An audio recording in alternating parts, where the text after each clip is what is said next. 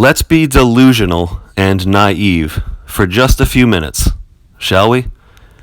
If you could, with a magic wand, instantly create the conditions of society to suit all your requirements, to undo all the injustices which we MGTOWs talk about in legal marriage, divorce, child custody, child support, and all the double standards, would you get married or cohabitate?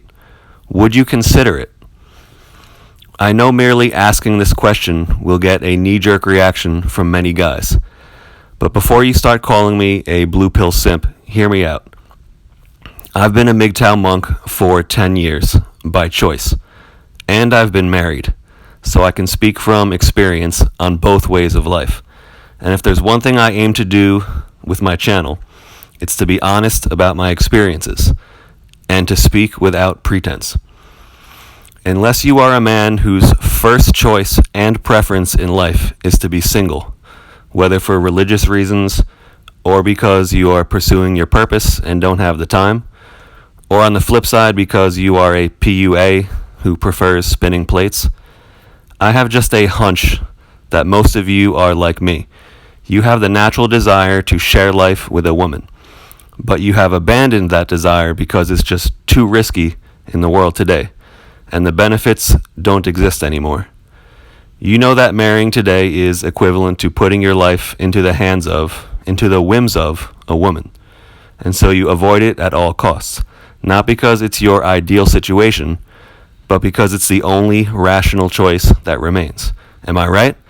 Tell me in the comments if I'm right or wrong. Let me be very clear of what I am not saying. I'm not saying that I believe there is a unicorn.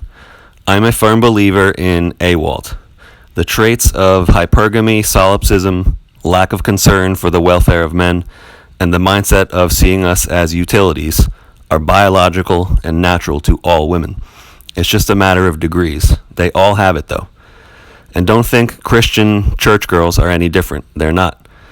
If anything, their behaviors are just tapered by their family or social group, but it's still inside them, and it can burst out at any time under the right circumstances and given the right incentives, i.e. divorce and family court. I'm also not saying that I want to make a woman the center of my life. This would be stupid. In MGTOW, we've talked about this. Women don't belong on a pedestal.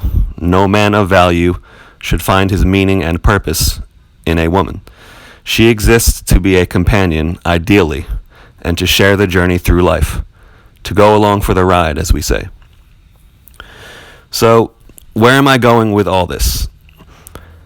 I want to remind all of you to not forget what you're really fighting against. You're not fighting against women. And I'd venture to say you're not even fighting against marriage, true marriage, that is, or what I would call biblical marriage. You're fighting against the conditions, the laws, the societal norms, which have prevented men and women from having healthy and balanced relationships. You have to remember this. Don't forget it. Otherwise, your life becomes identified by the fighting itself, so much so that you forget what you wanted in the first place. You must identify at what point the fight is over, or would be over, even if only in theory. Establish your parameters clearly. What do you truly want? Will you be like the feminists who just keep pushing and pushing to no end? They don't want actual equality. They want superiority. They want all the benefits and perks of being a man with zero of the accountability or responsibility. We are different. We are the true egalitarians. Not that we believe men and women are the same, because we are not. But from the standpoint of the law, we don't want it to favor anyone. Equal justice under the law. Remember that old, archaic concept? This might be a fantasy, I know. I'm almost certain it will not occur in my lifetime. I'd be lucky even if it happened in my children's lifetime. And you know what? It may never. Maybe it's wrong to even think about it. I know it's been discussed in the MGTOW community that we should not wait for it, and we should be perfectly fine with it never changing. I do agree with that statement. Aside from being a Christian, I'm also a Stoic, and Stoicism would tell us that we must accept the world as it actually is, not as we would like it to be. But for the sake of this video, let's just play hypothetical. Where does the battle end for you guys?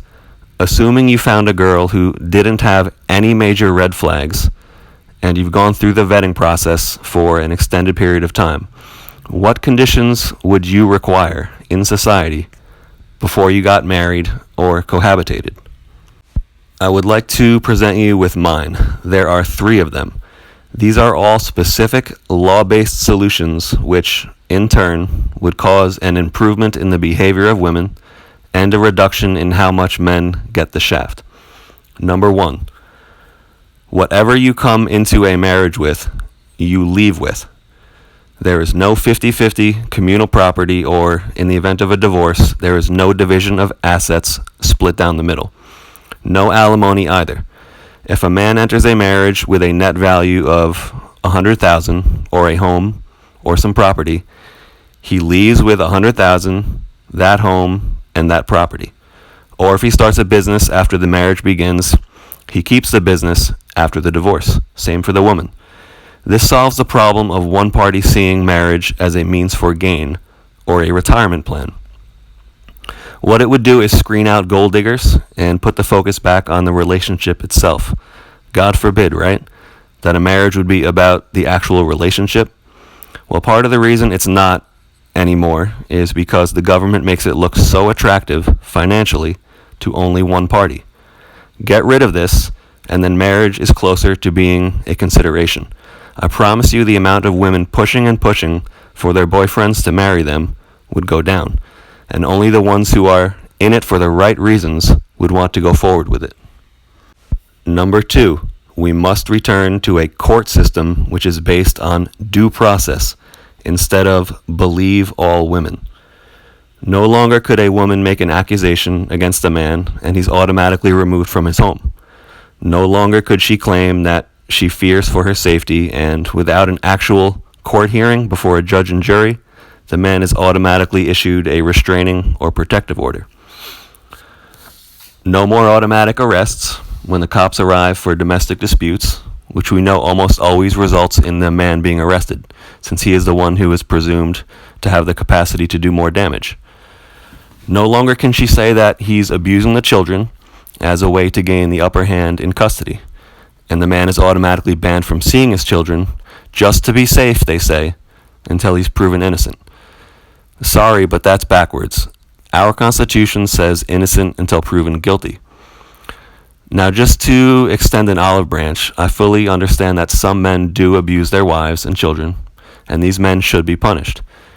But to punish someone under the possibility that they might have done it before actual proof is lunacy. And it only encourages a system where accusations are made, especially when there's no repercussions. CPS, for example, has legally established that a person cannot be prosecuted and their identity cannot be made known if they make an accusation about child abuse. Wonderful, right? Are they trying to encourage liars? And by the way, that's another violation of the Constitution. The Constitution says we have the right to face our accusers. But I digress. My point is that if you reestablish due process, the tables will turn in the right direction and marriage will stand a better chance at success. Women would not look to an outside authority, meaning the government, knowing that they'll be defended when they make poor choices and exhibit bad behavior. Number 3, if there are children, custody should be awarded 50-50 unless one party has been shown unfit. This would prevent one person from seeing an easy way out of the marriage because they know they'll get the children 26 days out of the month. It would also completely eliminate the legal justification for child support. Child support is based on the idea that one parent shoulders the majority of the financial burden because they have the child a larger percentage of the time. But remove this, and you also remove the case for child support. Problem solved. And as we know, child support is yet another motivating factor for women to leave the marriage. Cash and prizes. Of course, they'll use the BS line of, it's for the best interest of the children, but we know that is nonsense. It's about the money and it's about the control. What's really in the best interest of the children is equal time with both parents. So why don't the courts factor that in? Give equal time to both parents, and instantly, overnight, you would see a dramatic decrease in divorce with couples who have children. Guaranteed. Well, there you have it.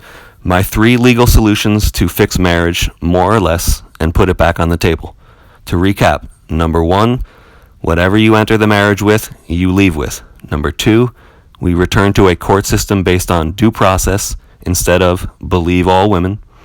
And 3, if you have children, there is an assumption of 50-50 custody with no child support.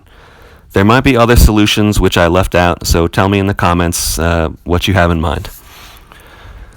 Call me a blue pillar, but I'm not afraid to admit I would consider marrying if this checklist were fulfilled. Don't forget why MGTOW opposes legal marriage in the first place. It's because it's unjust and it screws us over. Well, what if these injustices were remedied? Are you going to continue fighting just because you've gotten into the habit of fighting?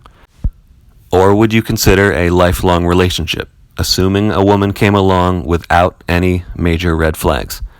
I can promise you the behavior of women would improve with these 3 changes. Not completely, but it would definitely be noticeable. Humans only act as badly as we are permitted to. Why don't we go robbing banks every day? It's because we know there's a consequence, and the same applies to human relationships. Whichever party is incentivized to act poorly will act poorly.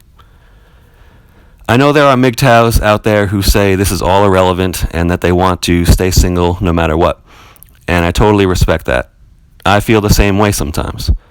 But upon honest reflection, I find that most of my grievances are the result of how the bad behavior on the part of women is rewarded and encouraged by society. Alright, I'm done. My hypothetical video is over. Back to reality and enjoying the MGTOW monk lifestyle. Thanks for listening.